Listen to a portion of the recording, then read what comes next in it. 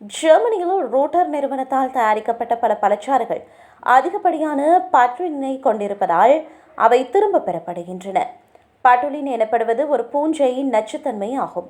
பழம் பழுதடைய ஆரம்பிக்கும் போது இந்த பூஞ்சை தோன்றக்கூடும். இது உடல் ஆரோக்கியத்திற்கு பாரிய அளவில் தீங்கு விளைவிக்கக்கூடியது.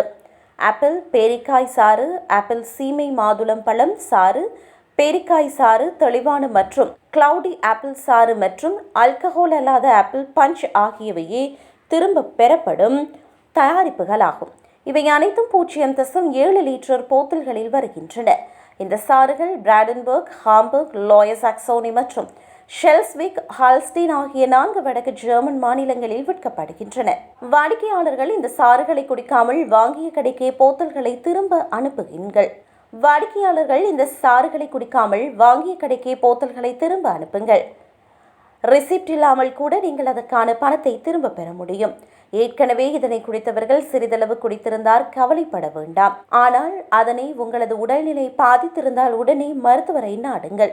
ஏதேனும் விளக்கங்கள் தேவைப்பட்டால் ரூட்டர் பழச்சாறு நிறுவனத்தை மின்னஞ்சல் மூலமாகவோ அல்லது அவர்களின் வலைதளம் மூலமாகவோ தொடர்பு கொள்ளலாம்.